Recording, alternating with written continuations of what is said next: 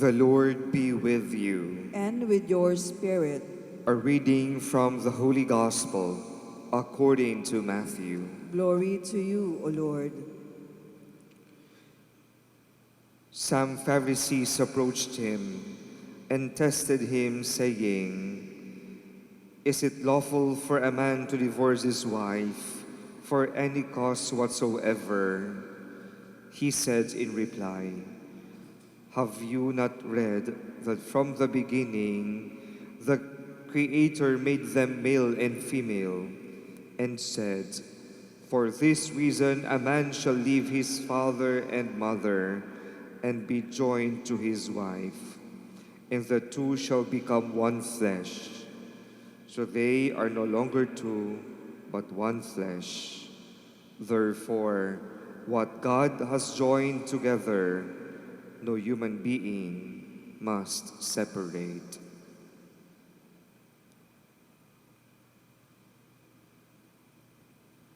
The Gospel of the Lord. Praise to you, Lord Jesus Christ. Please be seated.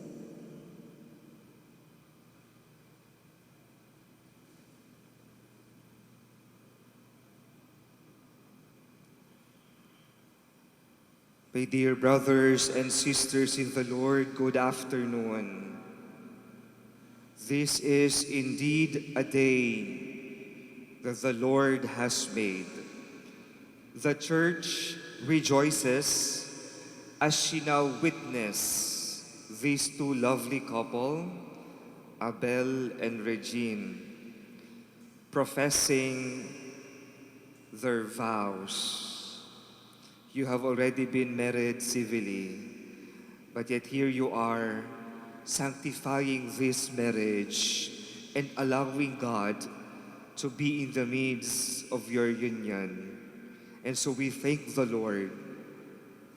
We thank the Lord that you have come and reached this day. May kasabihan tayo, sa hinaba-haba ng prosesyon, sa simbahan din ang tuloy. Batid ko na napakarami ninyong pinagdaanan, magkasintahan pa man kayo, marami na kayong dinaanan. Sa mga paghahanda ninyo para sa araw na ito, ang dami ninyong pinagdaanan. Maaari ngayon sa puso ninyo naghahalo ang iba't ibang emosyon. Maaari may lungkot, may saya, may excitement, may pressure. Maaari meron din mga tanong, what will happen to us 3 years from now? What kind of family will you have 20 years from now? How will you stay together until death? Mga katanungan na maaaring mayroong halong takot sapagkat hindi natin alam kung ano nga ba ang ating hinaharap. Pero my dear brothers and sisters, dear Regina and Abel, the liturgy in today's sacrament reminds you of 3 important things to keep you in this vocation. First, the first reading taken from the book of Genesis shows us how God created man and women. He has wonderfully made male and female. He created them out of love. He created man from his image and likeness and entrusted the responsibility to be stewards of creation. From the first reading, the Lord reminds you that you have a purpose. You are born for a purpose. May dahilan kung bakit ka ipinanganak.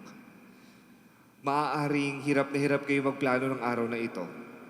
Maaaring ang daming humadlang at daming pagsubok.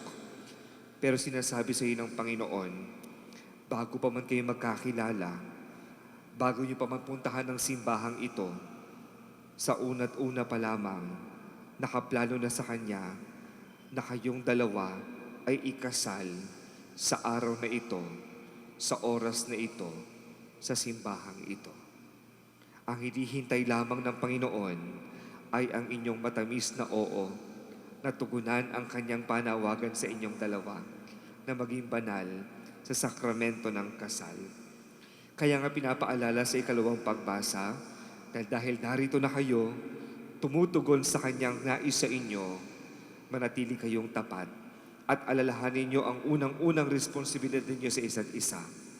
Hindi ang pakainin siya, hindi ang magtrabaho, hindi ang kumita ng pera, hindi ang magkaroon ng property, kundi ang unang-una ninyong responsibilidad sa isa't isa ay pakamahalin ng lubos ang bawat isa. To love one another as how the Lord loved her church. Abel, mahalin mo si Regine kung paanong minahal ng Diyos ang simbahan. Regine, mahalin mo si Abel ng lubusan. Magmahalan kayo tulad ng pagmamahal ni Jesus. Tapat, totoo, at wagas. Ito rin ang paalala sa atin ng Ebanghelyo. Ang pinagsama ng Diyos ay hindi na pwedeng paghiwalayin. Kaya nga mula sa araw na ito, ang tawag na ninyo sa isa't isa ay kabiyak, sapagkat ginagawa na kayong isa ng Panginoon. At ang bawat isa ay bahagi na ng kabuuan ng inyong pagkatao. Kaya panatilihin ninyong alalahanin ng araw na ito, ang araw kung saan sa harap ng Diyos at ng kanyang bayan, kayo ay nangako na mamahalin ng isa't isa hanggang kamatayan, na iaalay ang buhay sa isa't isa hanggang sa wakas ng inyong hininga. Siya ang pakamamahalin mo, wala na ang iba. Kung darating kayo sa panahon ng pagsubok, kung darating kayo sa oras na napapagod, balikan ninyo ang araw na ito nang pinaglaban ninyo ang pagmamahal ninyo at pinatunayan sa harap ng Diyos at ng pamilya ninyo kung gaano ninyo kamahal ang isa't isa, na nangako kayo kasama ng Diyos na magiging isa hanggang kamatayan. Amen. Please remain